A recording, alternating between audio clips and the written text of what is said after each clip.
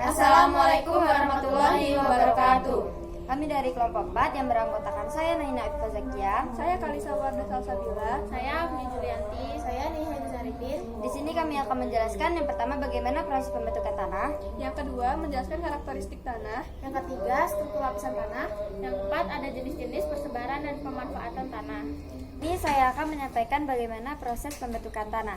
Di dalam proses pembentukan tanah ini memiliki beberapa bagian, yaitu ada iklim. Iklim yang terdiri dari suhu dan curah hujan. Kemudian ada pelapukan fisika, pelapukan kimia, dan pelapukan biologi.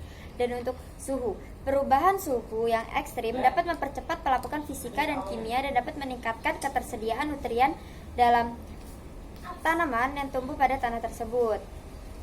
Kemudian ada curah hujan. Curah hujan yang tinggi dapat menyebabkan erosi tanah dan dapat melarutkan partikel tanah. Kemudian ada pelapukan fisika.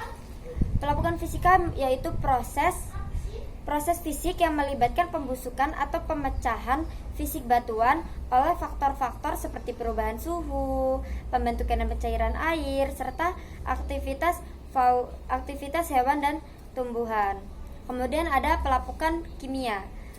Pelapukan kimia yaitu proses yang mengubah komposisi mineral dalam batuan melalui reaksi kimia. Selanjutnya ada pelapukan biologi. Pelapukan biologi yaitu proses yang melibatkan aktivitas mikroorganisme fauna tanah dan akar tanah yang memecah bahan organik menjadi humus dan dapat meningkatkan struktur tanah. Yang kedua, saya akan menjelaskan tentang karakteristik tanah subur.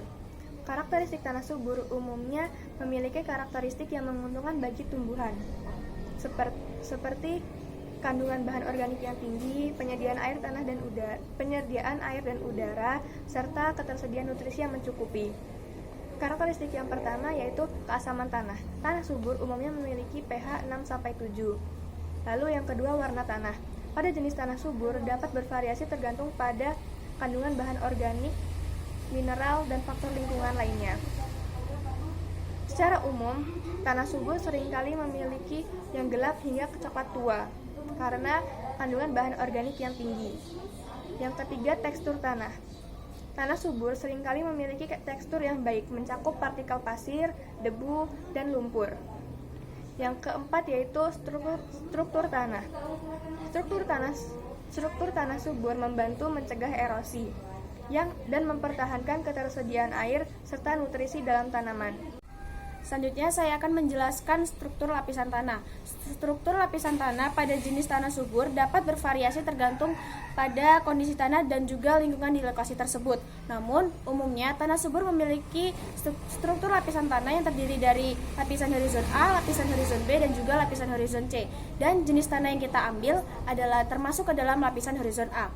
Horizon A adalah lapisan tanah paling atas yang seringkali kaya akan bahan organik dan juga nutrisi. Lapisan ini seringkali berwarna gelap yang disebut humus.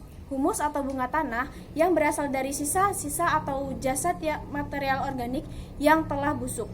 Horizon ini ditandai dengan adanya akar tumbuhan. Horizon A juga terdiri dari material organik yang tercampur dengan butiran mineral karena aktivitas organisme. Dan yang keempat, ada jenis-jenis persebaran dan pemanfaatan tanah. Yang pertama ada tanah humus. Tanah humus adalah bahan organik yang tersisa setelah sisa-sisa tanaman terurai sepenuhnya. Humus adalah komponen kunci dari kesuburan tanah yang memiliki dampak signifikan terhadap tanaman. Tanah humus dapat ditemukan di Pulau Jawa, Sumatera, Sulawesi, dan sebagian Kalimantan. Yang kedua, ada manfaat tanah humus. Yang pertama, merupakan makanan bagi tumbuhan. Tanah humus ini dapat diibaratkan sebagai makanan yang baik bagi tumbuhan. Yang kedua, struktur tanah terjaga. Selain sebagai makanan tumbuhan, tanah humus ini memiliki fungsi protection, yaitu menjaga tanah dan tumbuhan yang ada di sekitarnya. Yang ketiga, menambah kandungan air pada tanah. Ciri-ciri dari tanah humus adalah mampu atau memiliki daya serap yang tinggi dan daripada tanah lainnya. Yang keempat, sebagai bahan pengomposan. Meskipun ini terjadi secara alami, namun memang sejatinya tanah humus ini dapat dijadikan sebagai bahan pengomposan. Tanah ini biasanya diletakkan pada bagian atas tanah. Sekian penjelasan dari kami, itu tadi proses pembentukan tanah. karakteristik tanah, struktur lapisan tanah, dan jenis-jenis persebaran dan pemanfaatan tanah. Kurang lebihnya kami mohon maaf, kami akhiri. Wassalamualaikum warahmatullahi wabarakatuh.